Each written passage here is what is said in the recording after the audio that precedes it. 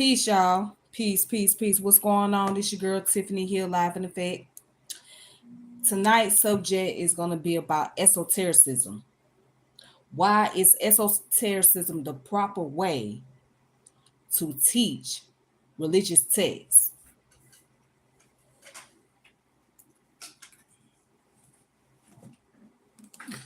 All right, so before I get into that, let's look at what esotericism is.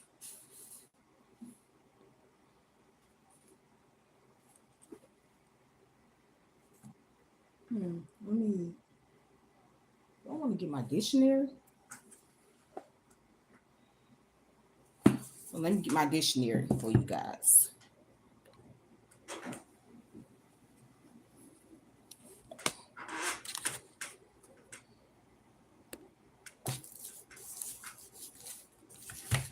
All right, so esotericism.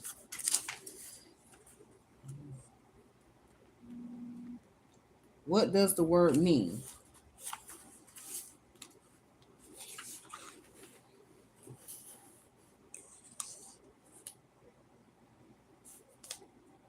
All right, so the word esoteric means it means designed for or understood only by specifically initiate difficult to understand private secret, right? Deep and profound. Okay. So let's look up the word esotericism.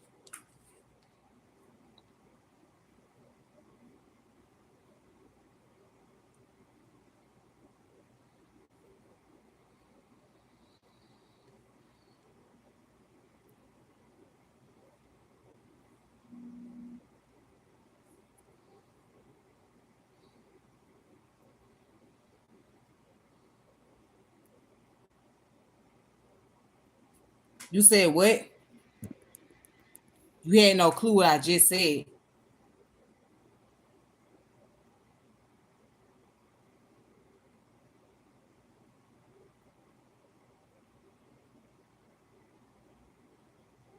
All right, so the word esotericism refers to a diverse collection of Western and Eastern spiritual, mystical, and occult tradition that focus on secret or inner knowledge for a selected group of initiates. Okay. Now it says inner knowledge. Esoteric teaching are typically reserved for an inner circle distinct from the general public.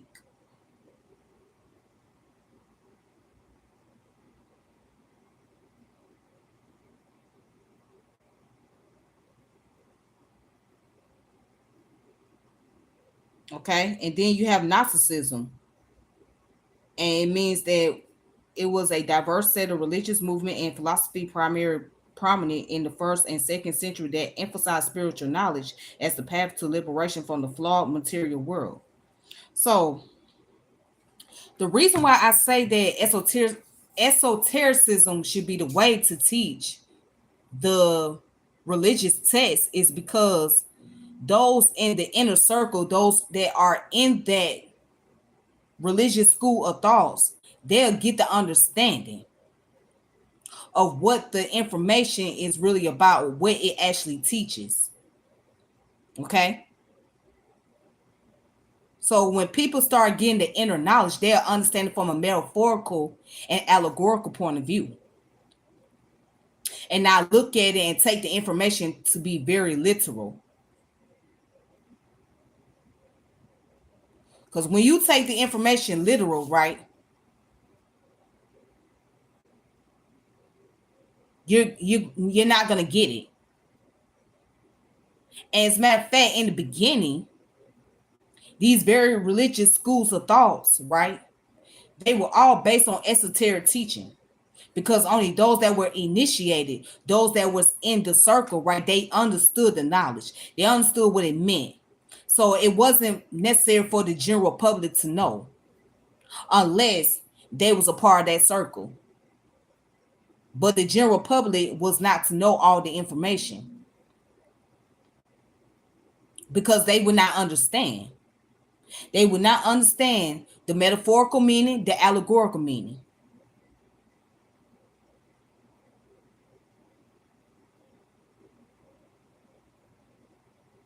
So now you got different people, right?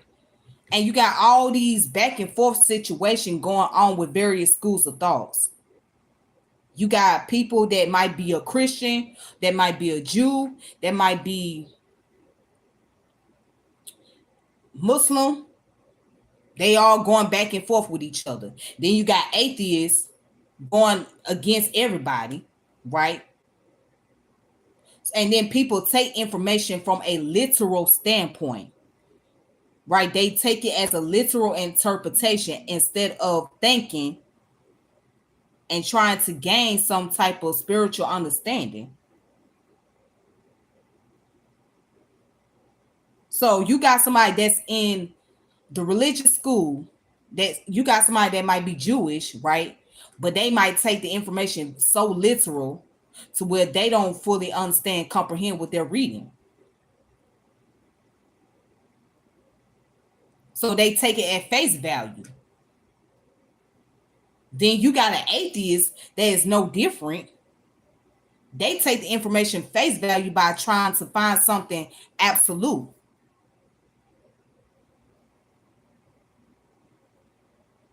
They're trying to look for concrete information instead of thinking from the abstract point of view. So when you use abstract thinking, there's no need to look for something that's concrete because you understand the morals of the story. You understand what the story means. So let's give a good example like the Bible, right?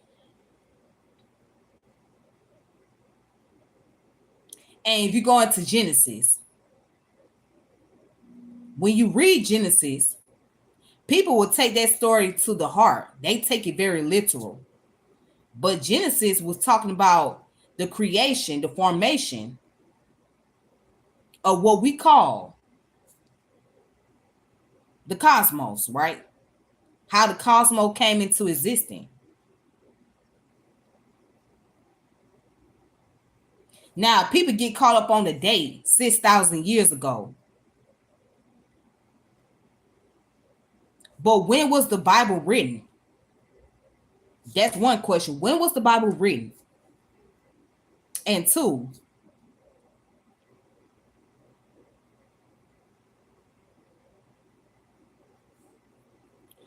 if you looking at 6,000 years ago based on modern times, then that's problematic. If you're looking at 6,000 years ago based on modern time, modern date, then that's problematic.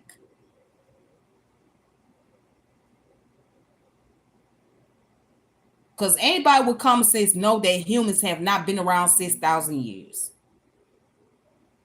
Anybody with common logic know that humans have not been around 6,000 years. And then if you also go into the New Testament, it talks about, I think it's somewhere in Matthew's, it mentions about on earth as it is in heaven. On earth as it is in heaven. Above, so below. Above, so below. Right? And then it also gets into it where it says that there's also wars in heaven. So what do you think heaven might be? In my opinion, the way I interpret that, that is the cosmos. That's a description of the cosmos.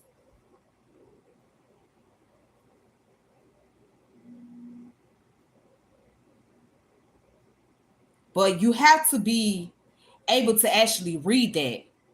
So that's why I say that the esoteric way is the proper way to teach religious texts. Because only certain individuals would get it. They will be able to understand and interpret information better.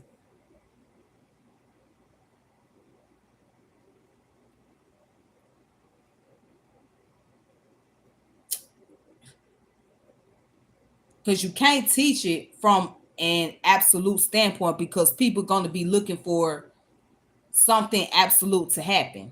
Now situation where people talking about the rapture.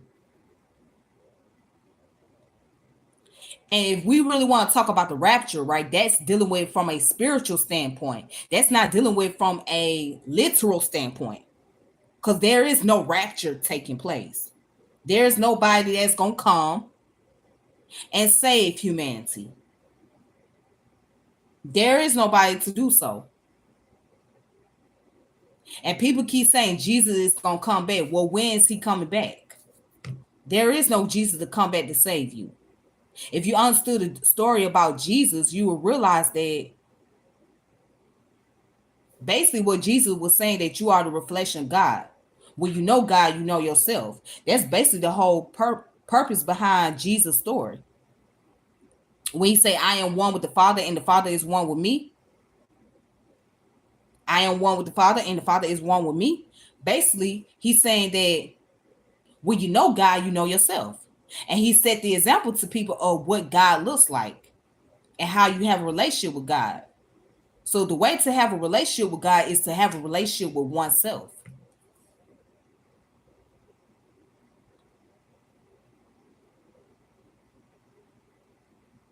So the rapture that people was talking about is not a physical rapture. That's a spiritual rapture. And the individual that was getting on TikTok saying all this stuff, right?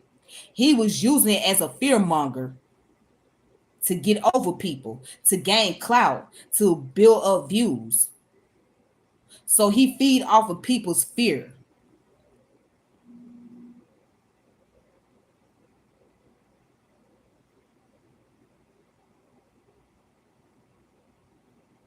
So yeah, there is no physical rapture taking place. If you're gonna talk about rapture, that's coming from a spiritual standpoint, because nothing physical gonna happen. When people say I am covered in the blood of Jesus, that's a metaphor. That doesn't mean that you are literally covered up in the blood of Jesus. That's just metaphorical to say that I am protected spiritually. I am inclined with Jesus spiritually. I have a spiritual connection with the higher force. That's all it is.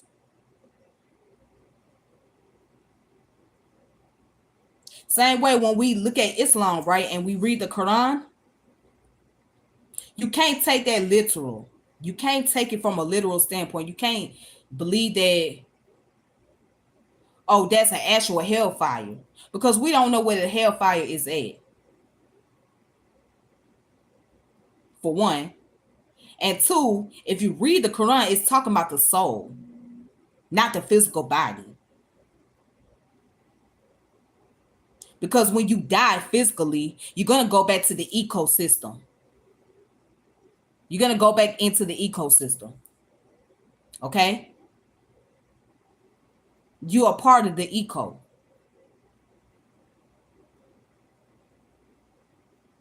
Your body is going to go back to the earth, right? Or it's going to become food for other organism, because your body is going to go through the state of decomposition, and all the elements, all the atoms, all the molecules, all of that that's inside of you is going to go where? Back to the cosmos. Look up the cosmic Urboros. When you study the cosmic Urboros, right, it's going to explain that. So the cosmic Urbero is basically dealing with the cycle. All right, it's a symbol of the snake eating its own tail.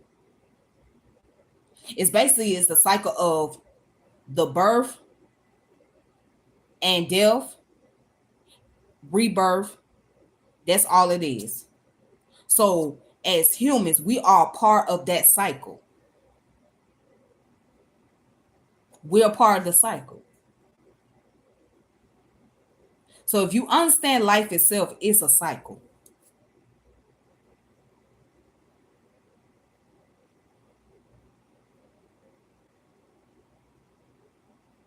The reason why people was engulfed into spirituality to begin with, because it was something for them to hope for. It was something for them to understand the natural phenomenon. Before it became institutionalized, before it became about money and politics, it was about being able to have a relationship with nature, being able to understand and study nature better, and give it a symbol, a meaning. So the nomenclatures that is being used to describe the natural force, the supernatural, right? We call that God. We refer to that as Allah. We refer to that as Yahweh, right? We refer to it as a Tao for those who study Taoism. That's how we refer it. But we don't know what that source is because even the stars have an expiration date. The sun has an expiration date. The universe has an expiration date. The earth has an expiration date. So there is a beginning and an end, but we don't know enough because as humans, we have not been around long enough. But according to research studies, the universe has been around, what, 14 billion years. The earth been around like 4.8 billion years. And the sun been around a little bit longer than the universe.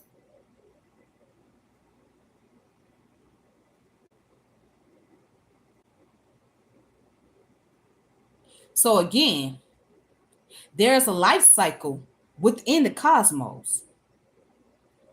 But there is a source that's behind it, but we don't know what that source is. We don't know what to call the source.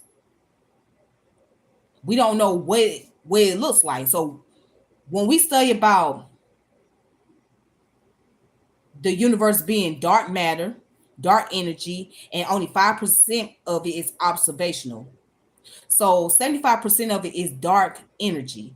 25% of it is dark matter. 5% of the universe is observed.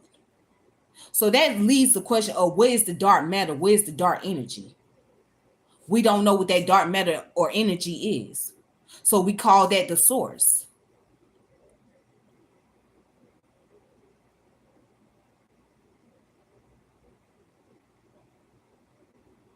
We call it the source because we have no clue. We don't know. So there is something behind it. So that's why you got other ideologies like pantheism and pantheism. All right. Pantheism deals with the fact that the universe is one with God. The universe is one with God. And pantheism say that God is at the center of the universe. Again, God is at the center. So that means God is here and the universe here.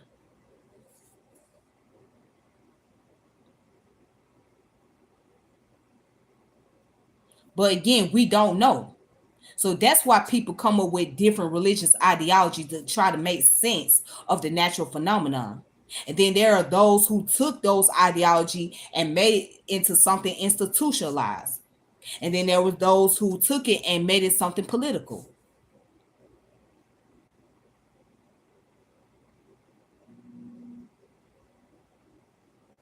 So you really have to study from a metaphorical and allegorical standpoint to understand what these books are talking about.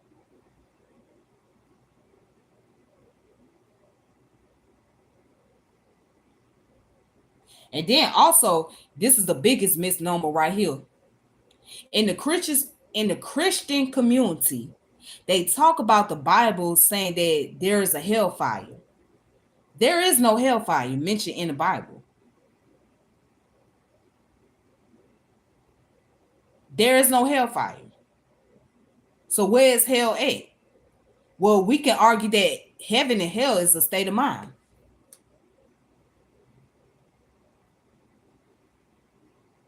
Or heaven and hell represents duality.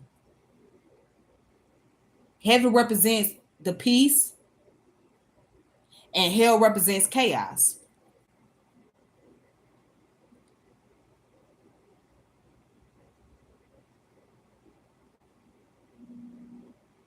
But again, we don't know what is heaven and what is hell.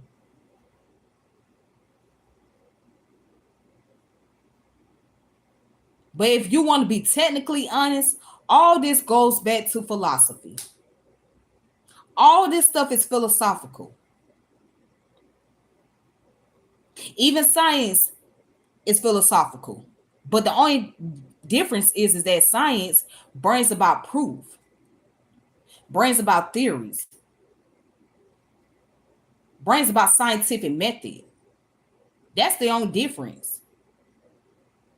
But science has its origin back to philosophy.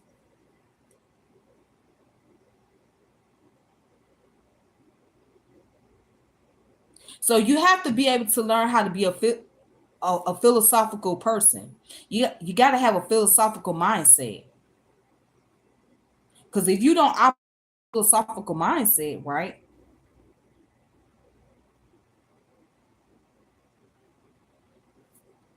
then you're not going to be able to get the lesson.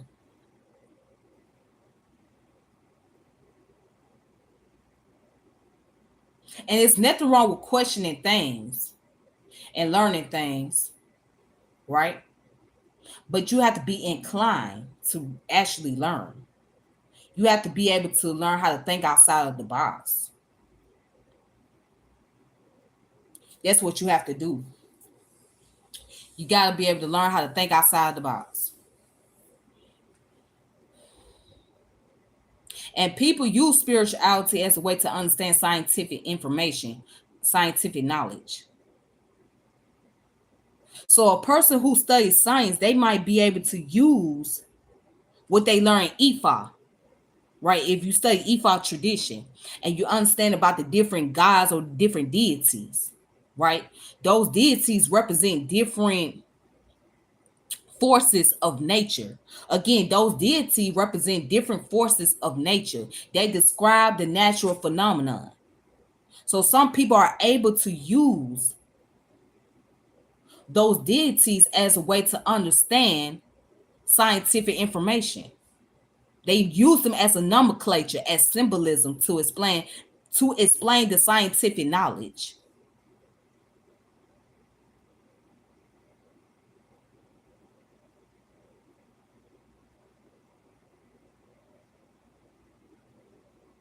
And it doesn't make them pseudo or anything like that. It's just their way of bringing about interpretation. But getting back to the point, when you study esotericism, you will see its importance and its place that it has in these religious texts. And which is why so many people are so confused or not able to understand a lot of it, because they're seeing it from the actual point of view, from a literal standpoint, and not being able to think. So they take pieces of the Bible, the pieces of the Quran or the Torah, Tanakh, and run with it without actually reading the whole thing.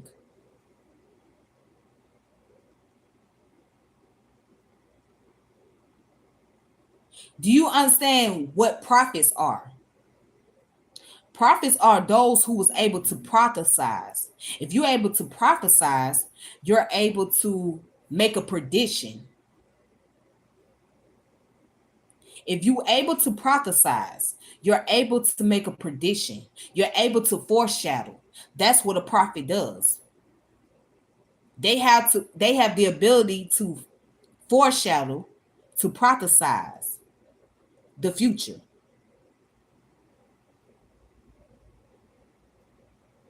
They are the ones that has a vision.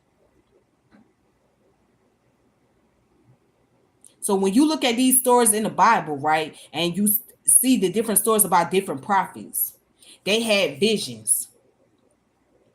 They had a spiritual vision. They had spiritual awakening.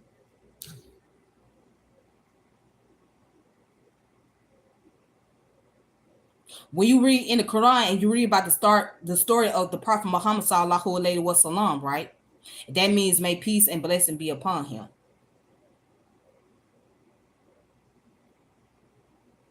he got a spiritual awakening. And how did he get that spiritual awakening? Because Jabril, who was the angel that came to him, and he told him to ikra, ikra, that means to read. And right there, he got that spiritual awakening. And Allah subhanahu wa ta'ala chose him as the prophet and told him he's the last of all the prophets. But his story came from the Bible, right? His story came from the Bible. Well, the lost books of the Bible, rather, which is the Gospel of Barnabas. So look up the Gospel of Barnabas. The Gospel of Barnabas said that there should be a last prophet. So Jesus was talking to Barnabas, who was Joseph, and he said to him, he said, there's going to be a last prophet after me, and we shall call him Emmanuel.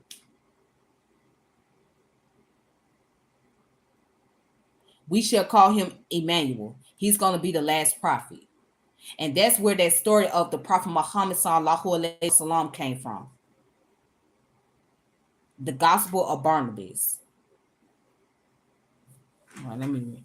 Hey, Kamati. When religion is understood as related to our whole inward being, attitude, and God consciousness, and not merely a binding observant of rules and precepts, that's when real transformation happens. Yes, exactly. That's the whole key. Understanding God through consciousness.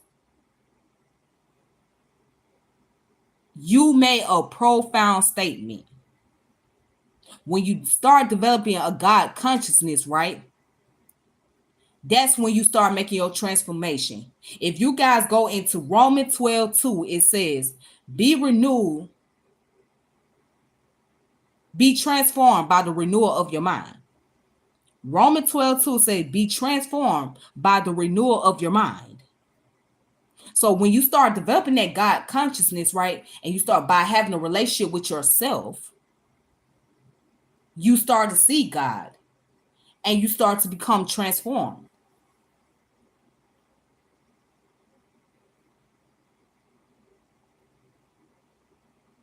I want you guys to check out Alan Watts. He has a book called Behold of the Spirit. No, Behold the Spirit. That's the name of the book. So check out Alan Watts' Behold the Spirit. And check out the YouTube channels where Alan Watts speaks on religion and speak on consciousness.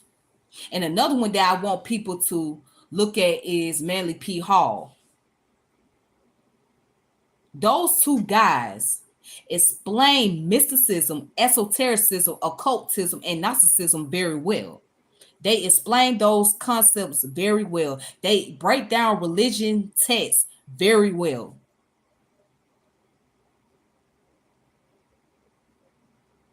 So check out Alan Watts and Manly P. Hall.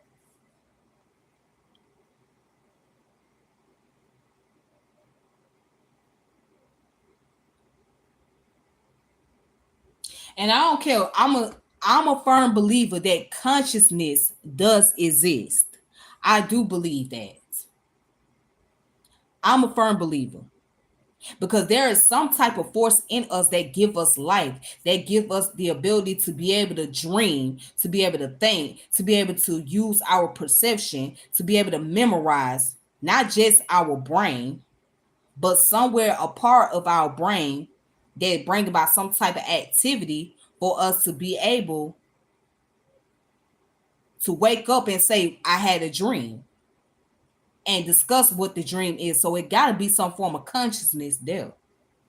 So people can argue that consciousness does not exist, but I personally believe it does.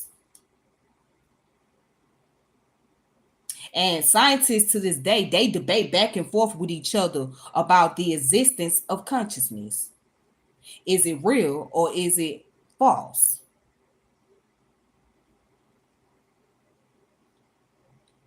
You can check out Dr. Roger Penrose.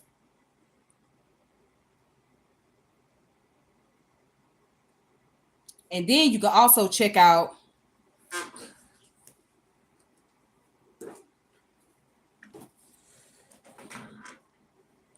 you can check out these books right here. This book is called A Universal Consciousness: How Matter Becomes Imagination by Gerald M. Endelman.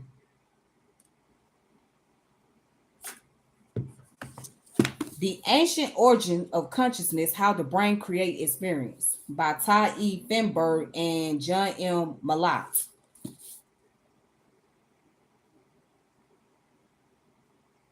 Okay?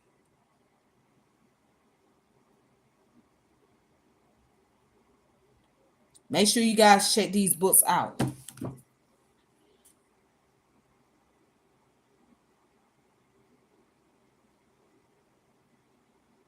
Oh, yes, yes, yes, yes. And I got to get that book as well, Brother Kamati. He said, your insight on consciousness directed me to the book Physics of Consciousness by Ivan Antic. Very informative. Yes. Because I strongly believe there is a correlation of how quantum physics or just physics itself play a major role in our neural in our neurology, right? So there got to be a connection between physics, neuroscience, and quantum physics, right? And how do you draw a connection? It got to be consciousness. I can go so far as to say biophysics. I believe biophysics will help to explain what consciousness is, or what we call consciousness. But either way, it's some type of operation or some type of force of motion that's taking place. It's not just energy and matter, but what brings energy and matter together. What caused energy to go into motion? What causes kinetic energy? What causes stored energy? It's got to be something there.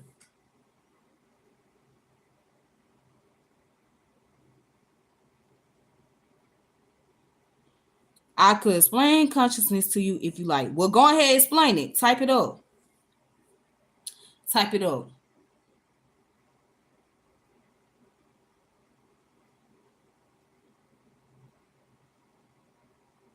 But the point is, you got to be able to start understanding the scripture a little bit better. You got to understand these religious texts outside of your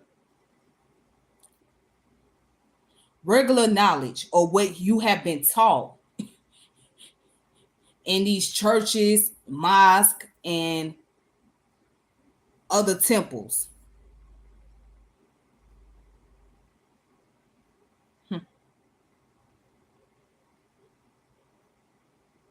You have to understand them differently. You have to really read for yourself. This is where, that's right. Yeah, outside of religious dogma, absolutely. You have to really think for yourself.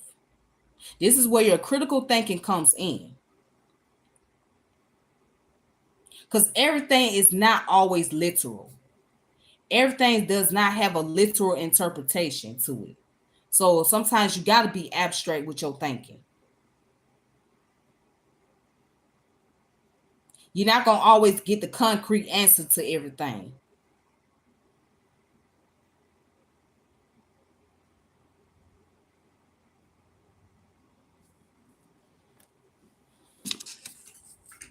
Yeah, you're not going to always find something that's very concrete.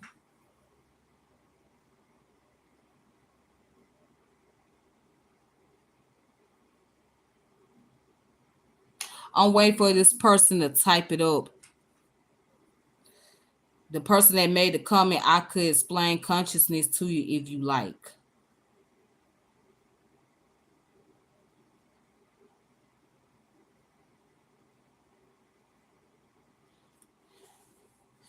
Yep.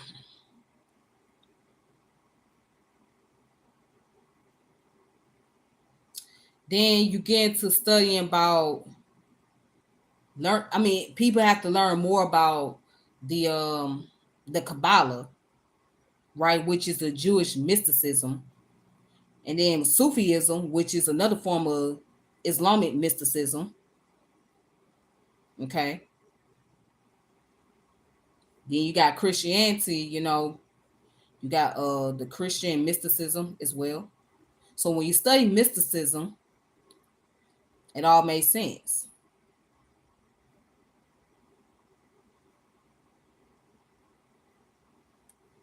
So it's all about the ego. It's all about the ego. It is what separates us from animal. We used to be like birds flying in a V and tribal, sort of like the shoulder connects to the arm and the arm connects to the elbow. The ego is the self-reflection of how we see ourselves. Okay, I'm following you. Without it, we will be in the dream world. Okay, I can follow that. And you're right. The ego is how we see ourselves. And a lot of time the ego can be our biggest downfall.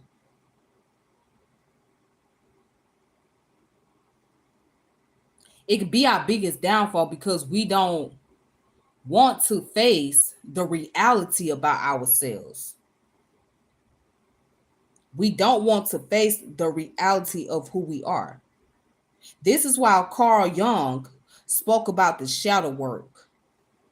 The purpose of the shadow work is to pretty much deal with the internal part of you, the dark side of you that you don't often pay attention to or you try to hide from yourself and others. So when you do the shadow work, right,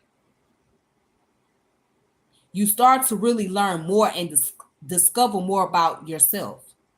And that's where you have to work on self. You have to work on your character. You have to work on developing a better mindset. So when people say they have the knowledge of self, right? Do you favor Young over Ford? Fried. Excuse me. Yes, I do like Young. I am more because Carl Jung made a lot more sense to me. You know what I'm saying? So, and he the one that founded analytical psychology. And we can go into that for a little bit of what analytical psychology is.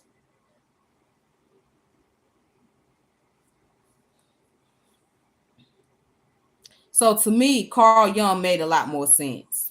Um,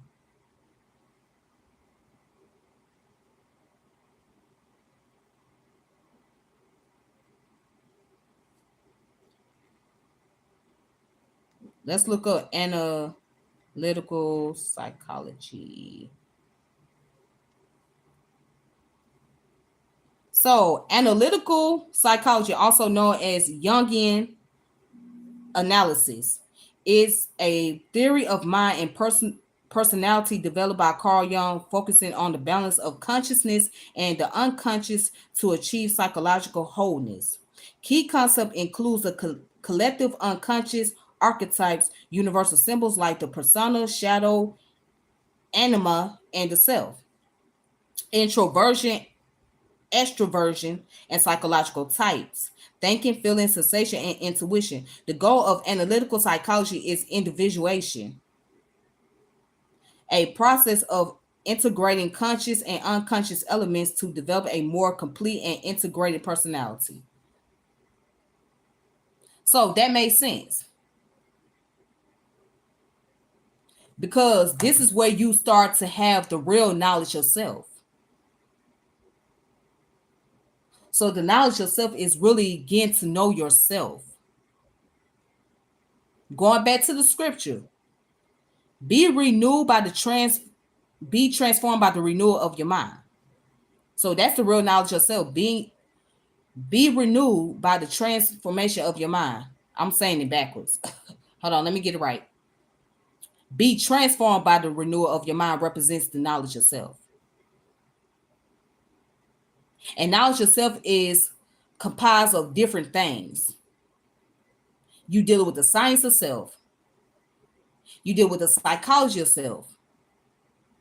You deal with the philosophy of self, right? And you deal with the spiritual self. All those things encompasses knowledge of self.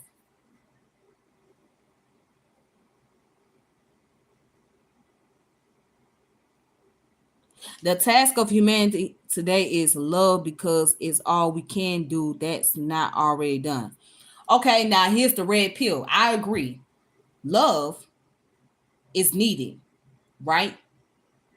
But the reality is, not everybody is going to embrace each other with love. That's what we got to deal with.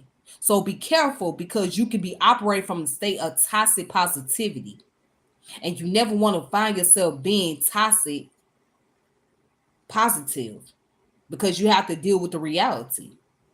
Now, it's wishful thinking. It's very wishful thinking to have everybody love each other. But the reality is, everybody's not going to see love. Everybody's not going to see love. That's the reality. So at this point, it's wishful thinking.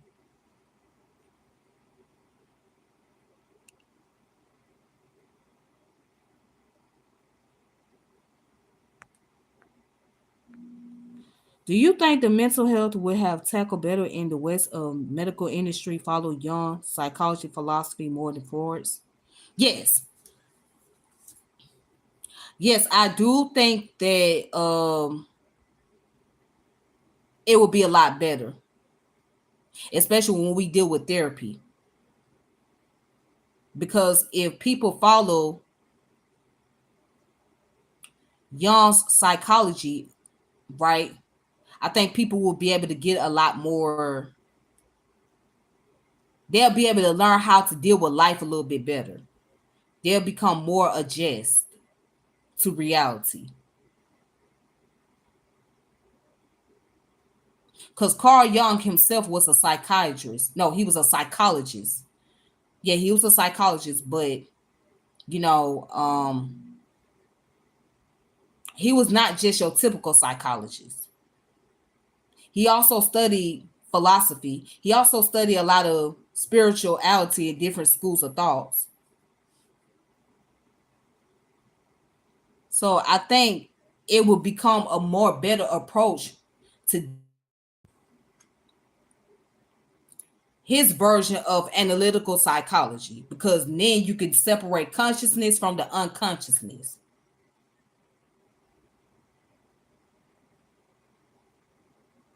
And a person can be able to deal with themselves from the reality standpoint and they'll accept life for what it is a lot better.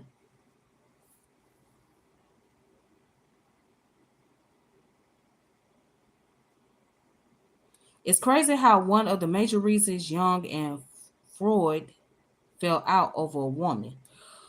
Oh yeah. Oh yeah. But see, Freud was doing a lot of foul stuff too. He was doing a lot of foul ass shit. He was very foul. I mean, there been information about him sexually harassing his female clients. Yeah, so Freud was not very genuine. He was not very genuine. Let's see, Rudolf Steiner. I'm familiar with Rudolf Steiner. Anthroposophy. What is it called? Anthroposophy. Sophie. I think that's what's called anthroposophy. Yeah, or anthroposophy. Yeah, I'm familiar with Rudolf Steiner's work.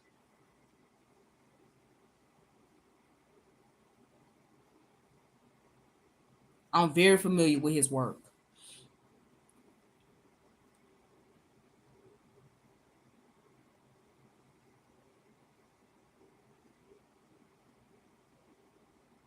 Thank you. It's anthroposophy. Thank you. Yeah, anthroposophy. Anthroposophy. That's what it's called. Anthroposophy. Thank you, brother Kamati. So anthroposophy is basically the wisdom of humans. Okay, and that was founded by Rudolf Steiner. Spirituality is just high science.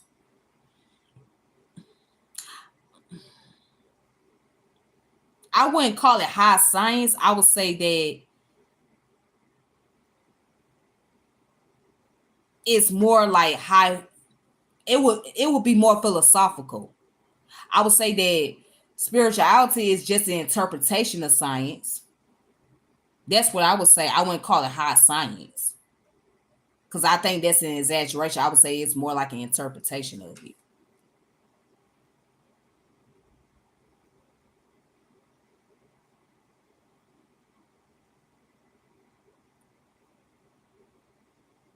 Mm-hmm. Yep.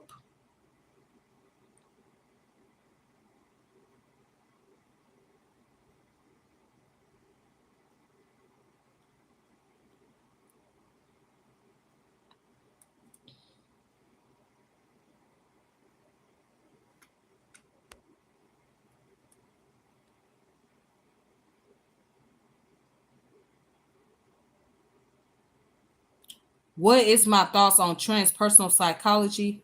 I think transpersonal psychology is pretty dope. Yeah, I think it's cool. As a matter of fact, I have a book that deals with transpersonal psychology. Well, it's not transpersonal per se. It's called Integral Psychology by Ken Wilber. Again, it's called Integral Psychology by Ken Wilber.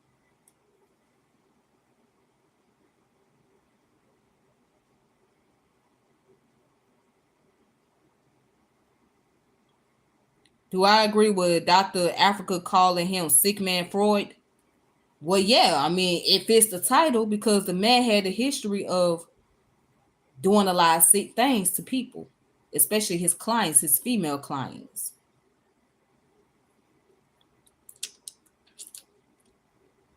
Spirituality must have a concrete understanding for it to be real. I mean, yeah, again, it's based on a lot of interpretation. You know what I'm saying? So, but then there is some concrete understanding.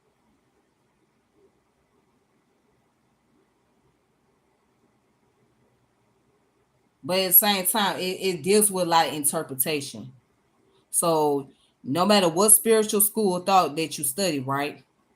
They're gonna have their own way interpreting of the natural phenomenon. They're gonna have their own nomenclature, their own personification, and some going to come up with their own anthropomorphism to describe this natural world that we living in.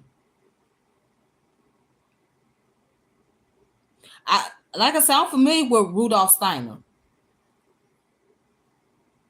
Yeah, it's a lot of lecture that people can watch on him. Yep.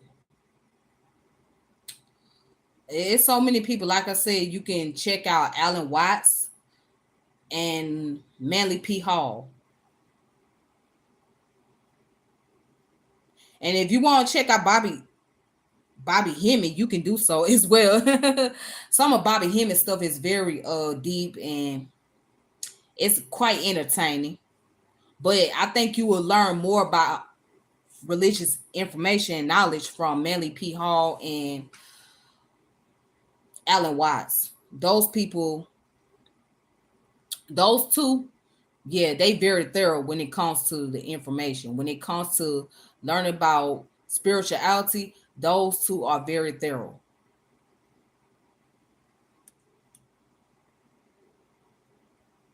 He teaches about three.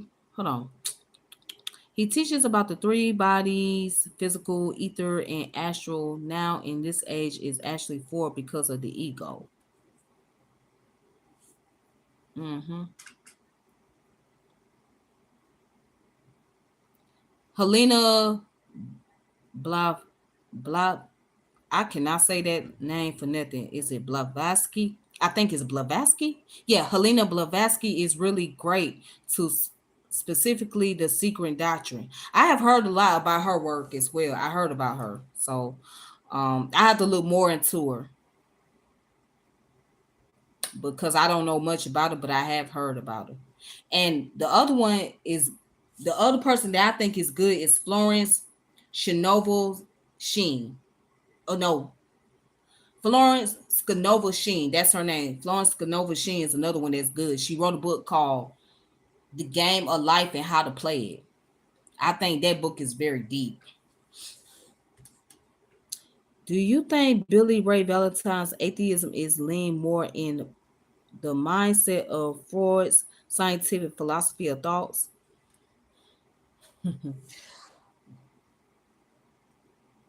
I would say his. Oh boy, how do I answer that question?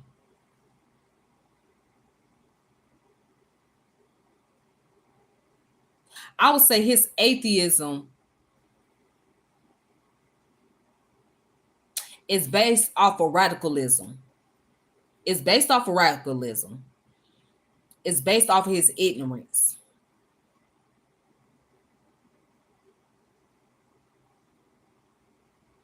That's what it's based off of.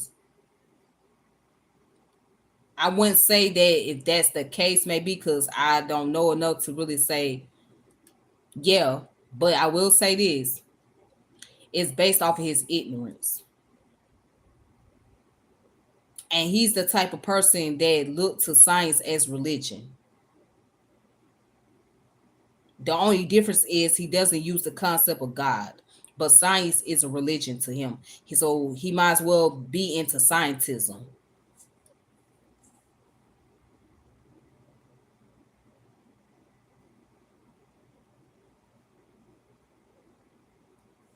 Yeah.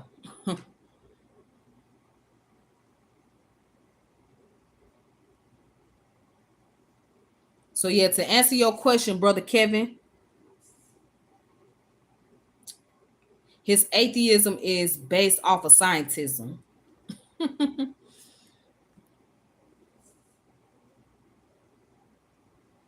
Well, you know, the truth and reality is painful. When you learn about reality as you get older and you start to be more exposed to things, it's going to be painful because now it changes your perception about life, about how you view things and how you view people. So the truth is never pretty.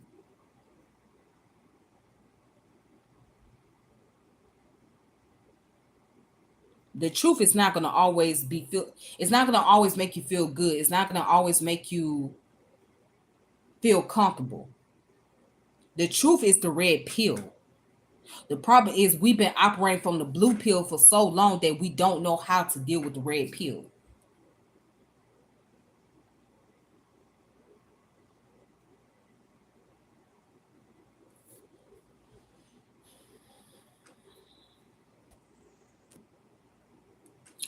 But all right, you guys, I thank you all for coming on here. I appreciate the dialogues. Shout out to everybody in the chat. Shout out to the comments. Love that. The element of fire is the spiritual gateway. Our reality comes from fire and thingus, and then liquid, and then solid. Hold on, wait a minute. Let me read that again. Okay, our reality comes from fire, liquid, and then solid. Yes, fire. Uh,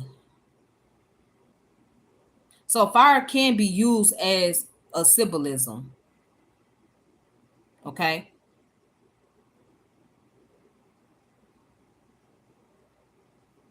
so fire always has been looked at as a symbolism.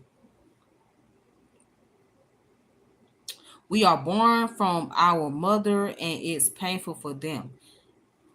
Yeah, yeah. The pain is going through the canal. Once the baby head is going through the canal, that's the painful process. Yes.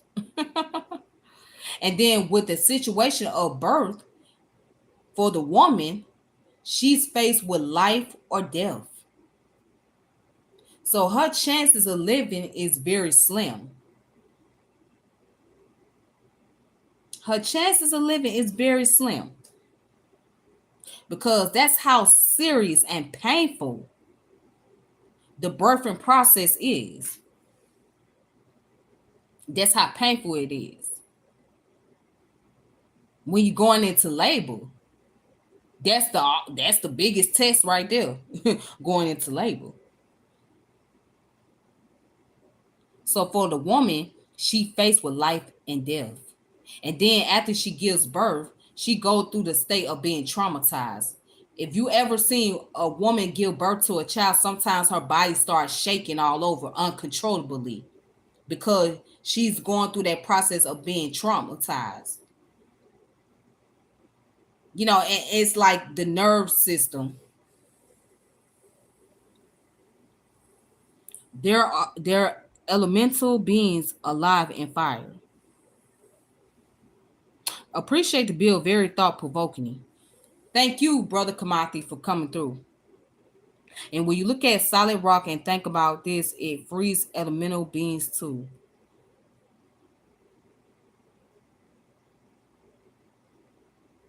Hey Tyler, how you doing? What's up? How you doing? I am doing fine. Thank you for coming through. Thank you for asking.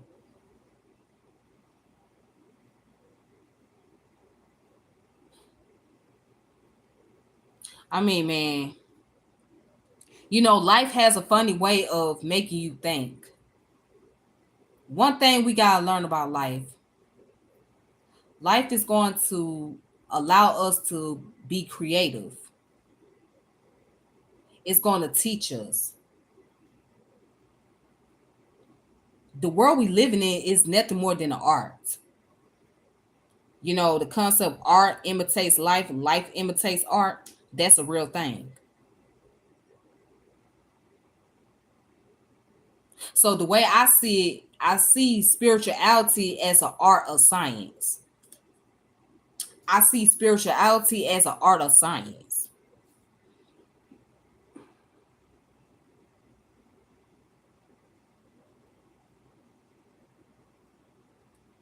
Mm, no, I didn't see your comment about black atheism. No.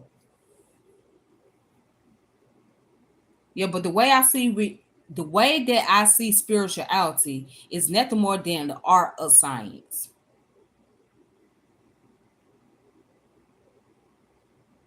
It brings out the art.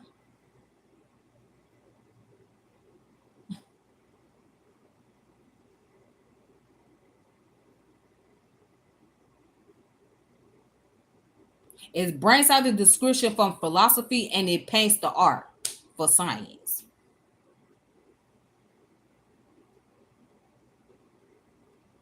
Right. So what you call angels are nothing more than ancestors, correct?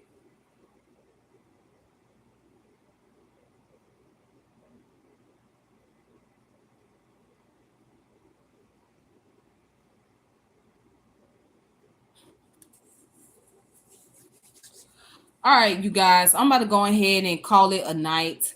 Thank you for coming in and building with me. I really appreciate this a whole lot. And make sure you subscribe to the channel, hit the notification bell, share the channel, like the channel. And until next time, peace and power and elevation. And I'll keep you guys posted. Be safe.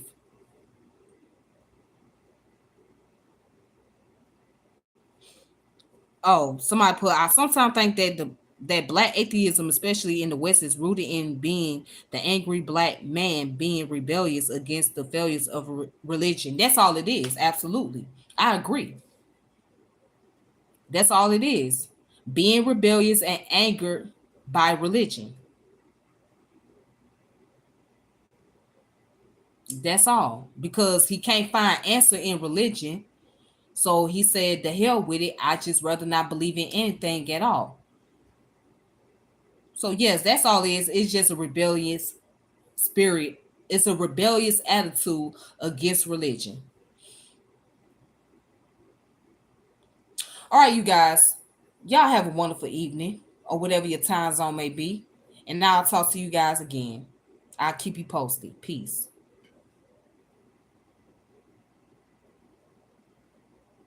Kevin, I like your comments. I agree. All right.